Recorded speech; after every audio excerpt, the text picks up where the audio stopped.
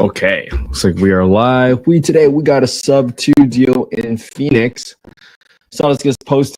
8.75% is the underlying loan's mortgage rate. So when you're buying a sub-2 deal, you are subject to the existing financing. So this is not a case where you're assuming a loan, you're just taking over the payment. So entry fee of this property, there's 3-bed, 3-bath, 768 square feet. Entry fee is $29,500. The sub-2 mortgage is $357,000, and the PITI is $24.20 a month with a $158 HOA.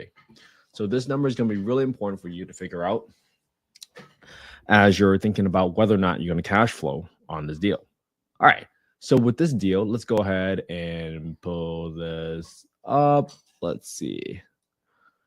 Last sold April 15, 2022. So chances are it's a low equity deal. For the most part, this property looks pretty turnkey. Great amenities. Okay. Now, normally what do? Normally we look at HUD FMR when we pull up the data. But because we've already analyzed properties in Phoenix because it's such a popular market, I already put up the payment standards. Now, Maricopa County just updated their 2024 payment standards. And if you guys remember correctly, payment standards is usually the number that you want to pay attention to the most, especially if your local housing authority, either by the city or the county, publishes it. Now, this property is in Maricopa County in Arizona. So what you're going to pay attention to is that effective April 1st, so this is very new, that just came out 1 month ago. These are your numbers for your payment standards. And payment standards typically cover utilities. So here's an example. If you are a 3-bedroom and the HUD FMR is $2,541, well, the payment standard here is $2,300. Now, here it says like, hey, payment standards are not necessarily always above the HUD FMR. They could be below, which is 90% of it. Now, here's what you got to pay attention to. The payment standards. What's up, John? How you doing? The payment standards include utilities. So if you have a 3-bedroom, which is what we have in the scenario, and you don't want to include utilities, right? Very important. And you don't want to include utilities. You have to go to their utility allowance schedule and back out the utility that you're not covering. So for example, if you have a multifamily property and you have individual gas meters for every single apartment, which sometimes is rare, well, you have to back off $38 from $2,300. You got to start backing out all of these, right? And that becomes your new rent ceiling. Now, for this property, I think it's a townhouse. This looks attached. Let me just double check.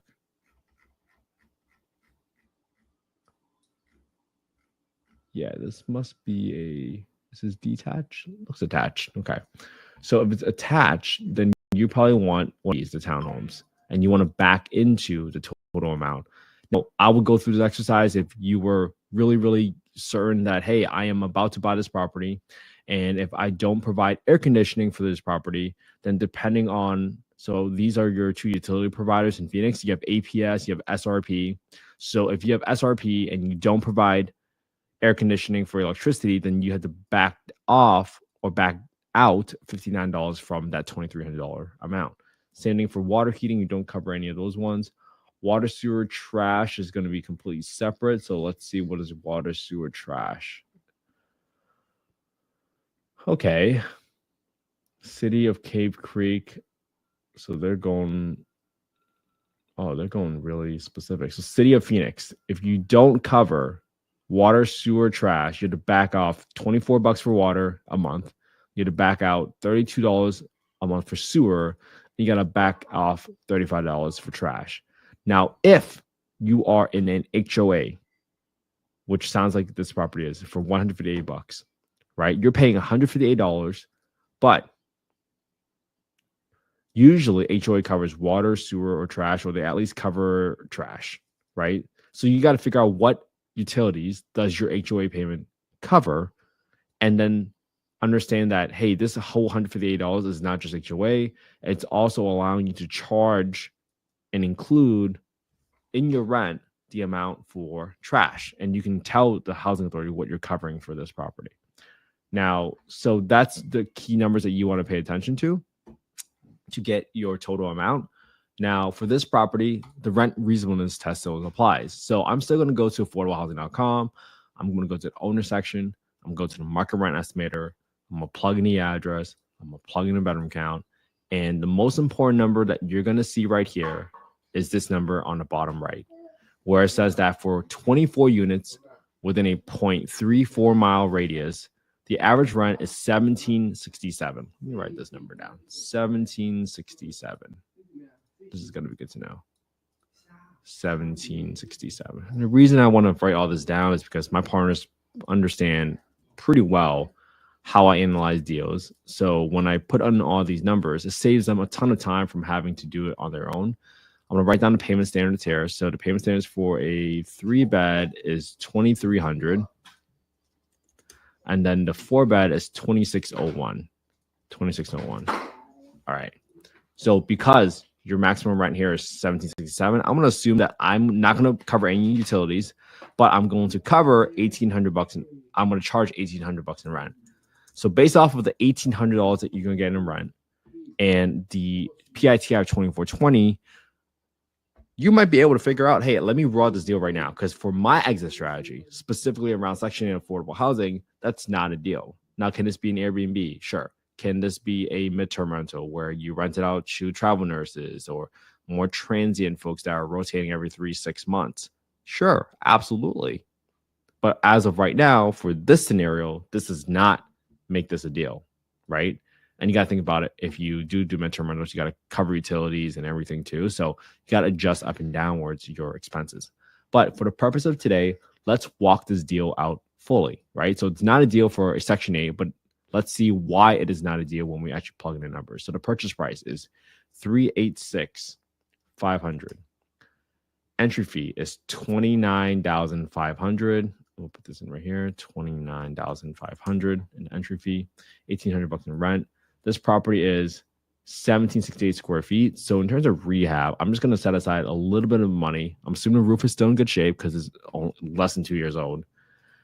I have a little bit of money for landscaping and keeping outdoors clean. I'm going to assume I need to repaint half the house just in case there's any issues that I cannot see in the photo. So I'm going to equal 1,768 divided by 2. And at $3 a square foot, that's about $2,600. Don't need to do any flooring updates. Is it 3?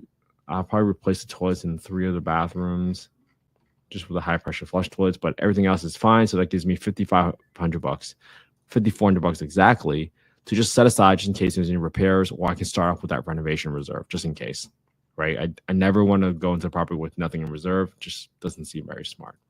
All right, let's plug in the loan details. The property is 3.875%. Your loan amount is $350,000, 3.875%, 30 years. This property was sold in April 15, 2022. April 15, 2022. Got in all the dates. Now, the most important number right here is this 2420 number, okay? You can see right now that the PITI is 1678. So I'm going to do equals 2420 minus the sub-2 principal portion of the payment minus the sub-2 interest portion of the payment. And that gives me my total property tax number and my insurance number for this property. Now, I'm assuming that someone is probably living at this property full time. So the insurance policy that's on the escrow amount, which I backed into right here for $741, that insurance number is for a prime residence property. So in order for me to turn this into rental, chances are I got to get a rental policy, and that's typically a little bit more expensive. So I'm just going to add extra $30 every single month. Now, I'm going to set aside 10% for maintenance every single month for this property. And for HOA, this is going to be just HOA only. There's no HVAC loan like the property I looked at yesterday, $158. I got 8% for property management, 5% for vacancy. So this would result in a whopping negative, assuming everything you're renting for $1,800. You're renting this out for a negative 1,222 loss for minus 34%. So now you can probably see why I ruled out this deal so early, right? I didn't want to have to go through all that work and all that exercise just to realize that I'm going to lose over $1,000 on this property, $386,500. I'm just going to put in these numbers here. Now, even let's just call it best case scenario, you got this to be 2,300. That includes utilities and everything. And I haven't added any utility expenses. You're still losing $800 at the minimum. I was assuming like you didn't have to pay any money for utilities. So that's how I quickly realize why this was not a deal and why you have to quickly realize and how to save your time and your energy from overanalyzing deals. Now, that's not to say you can't go through this exercise and walk it through for one whole property every single day just to kind of go through the process and get yourself really comfortable, really familiar with the process, because that's how you get your practice. That's how you level up, and that's how you get your skills up every single day. So that's it. That's why we analyze deals every single day. We do this together. We get better every single day together. Adam, I like your smiley face. So take what I did today, copy my homework, put it on your own YouTube channel. That's it. If you copy every single one of my homework assignments, you would have 219 property analysis on your own YouTube channel. And again, this is not investment advice. I'm not soliciting any investments. I'm simply showing you all the work I do every single day to get a little bit better, just 1% better. That's all we're shooting for. We're analyzing deals together. We're getting better. And most importantly, it helps build yourself, your track record, your resume, and most importantly, your confidence that you know what you're doing when the time comes for a deal to come across your table and help you pull the trigger. The skill we're all working on is learning how to be consistent and learning how to not have excuses. 5 minutes or so, someone half an hour. That's right. Right. I ruled this deal out probably in the first minute and a half. But what I wanted to show you all most important today was how Maricopa County in Arizona published their 2024 payment standards. I'll probably put this in our Facebook group, so make sure you DM me the word affordable if you do want me to send you the link to join the Facebook group. Now, when you join the Facebook group, we have a ton of resources available out there, but really it's just there for us to engage with one another, for us to ask questions to one another, for us to learn from one another, especially as we think about how do we truly solve this problem for affordable housing.